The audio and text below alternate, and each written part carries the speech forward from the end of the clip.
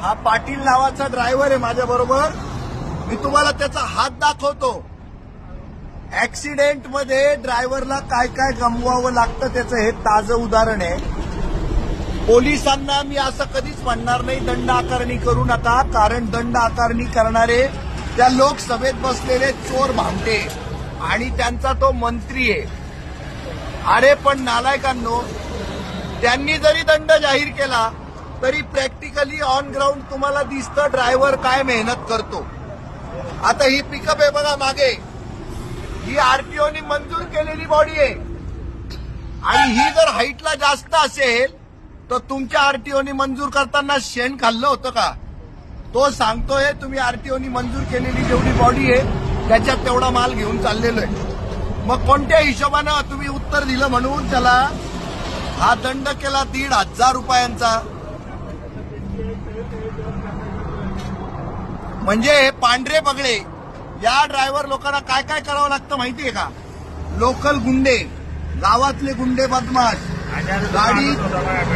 गाडीमध्ये माल चढवणारे, माल उतरवणारे, नंतर हे पांढरे बगळे, खाकी बगळे, आरटीओ वाले आणि या गाड्यांना हप्ता ज्यांचा चालू आहे त्या सगळ्या फायनान्स कंपन्यांचे, वसुली माफिया टोळ्यांचे सदस्य, या सगळ्यांचा सामना करत माल जात असतो आणि माल येत असतो. हे देश चालवतात देश. हे चाक चाललं नाही तर माझा देश चालणार नाही. तर यांना सहानुभूतीपूर्वक विचार करत फाईन टाकत चला.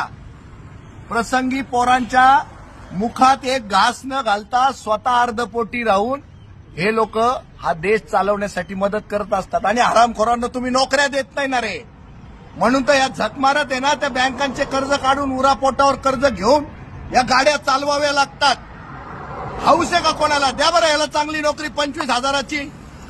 नाही चालवणार तो तुमची गाडी, नाही चालणार तुमचा देश. अरे नालायकांनो, तुम्हाला वर्द्या मिळाल्या, पक्के पगार मिळाले ना, आता काय 8वा आयोग, 8वा वेतन आयोग, 7वा तर दिला, तुमच्या बापाची 4थी, आता 9वा वेतन आयोगही लागेल तुम्हाला. आणि वरनं हे टेबलावरून टेबला घालूनही पैसे खायला घालायचे.